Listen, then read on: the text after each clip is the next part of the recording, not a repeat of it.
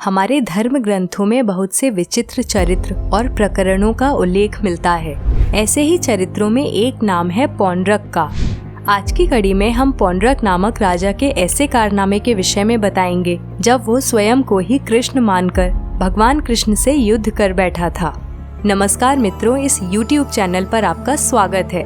करूप देश अथवा चुनार देश के राजा पौंड्रक को यह भ्रम हो गया था कि वास्तव में वो ही भगवान है और वासुदेव और देवकी के पुत्र कृष्ण ईश्वर नहीं है।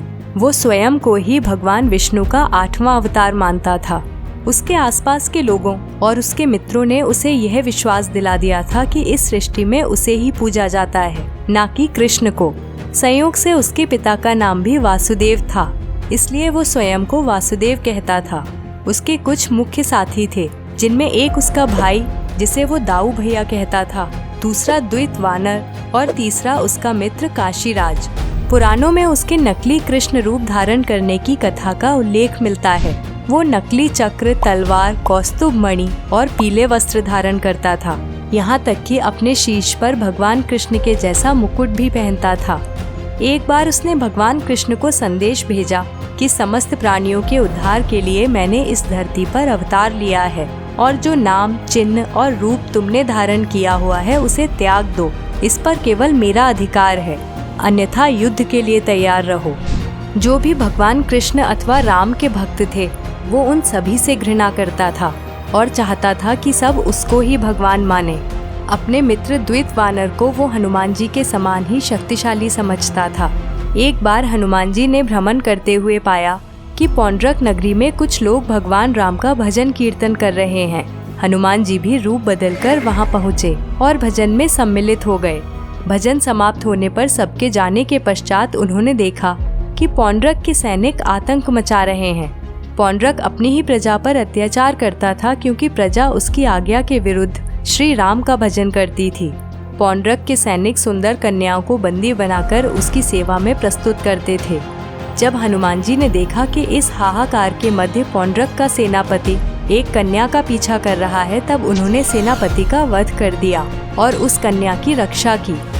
हनुमान जी ने अपने बदले हुए रूप में ही पौंड्रक के राजमहल में प्रस्तुत होकर चेतावनी दी कि वो स्वयं को भगवान समझना छोड़ दे। पौंड्रक ने परिचय पूछा तो उन्होंने कहा कि मैं पवन पुत्र हनुमान हूँ। तब पौंड्रक की पत्नी तारा के अतिरिक्त महल में उपस्थित सभी उनका उपहास करने लगे। उस समय हनुमान जी महल से प्रस्थान कर गए। एक बार पौंड्रक की पत्नी को कुछ अनूठे कमल के पुष्प को पाने की इच्छा हुई। तब उन्होंने पौंड्रक एवं द्वित के सामने यह इच्छा प्रकट की। द्वित ने बहुत विश्वास के साथ कहा कि वो ये पुष्प उन्हें अवश्य ही लाकर देगा। इस प्रकार वो एक पर्वत पर जाकर सरोवर से सभी कमल के पुष्प लाने के लिए पहुंचा। जैसे ही वो सरोवर में प्रवेश करने वाला था, तब सरोवर के बाहर अग्नि प्रकट हुई। यह देख उसने गर्जना की कि मुझे रोकने का साहस किसने किया। उसी स्थान पर हनुमान जी का निवास था। हनुमान जी ने कुटिया से बाहर आकर कहा कि यह श्री राम ने किया है और मैं उनका भक्त हनुमान हूँ।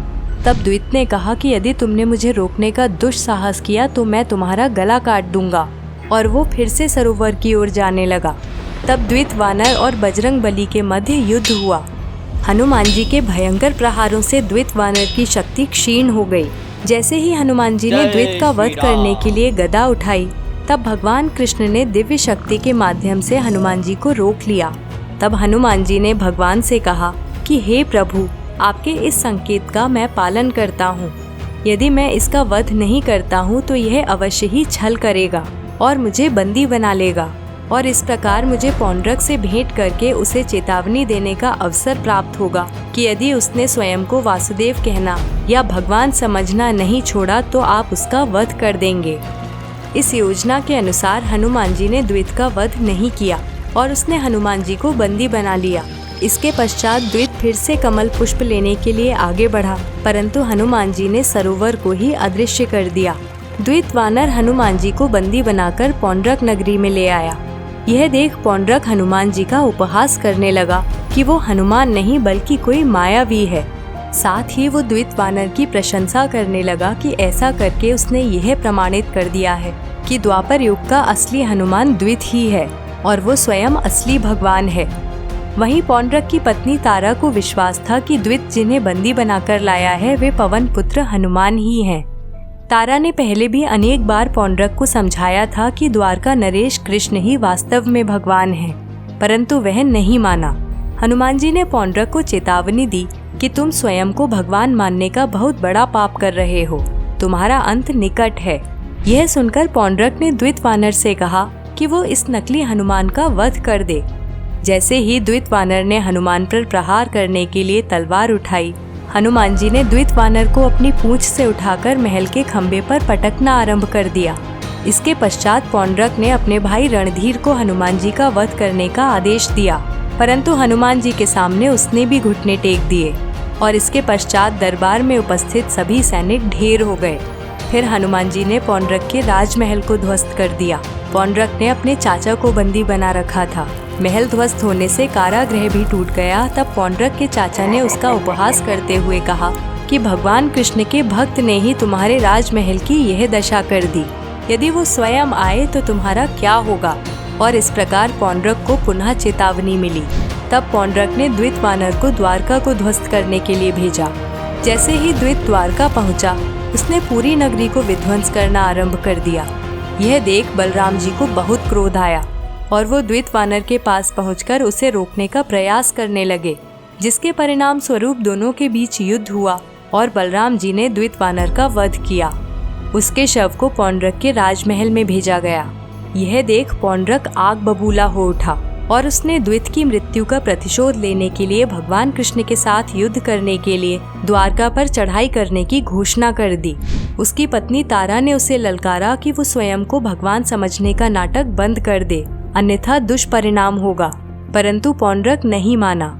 उसने युद्ध से पूर्व एक यज्ञ का आयोजन किया और दिव्य अस्त्र धारण किए, जिससे वो भगवान कृष्ण को पराजित कर यह सिद्ध कर सके कि वो ही भगवान है। युद्ध में बलराम ने पौंड्रक के भाई रणधीर का वध किया।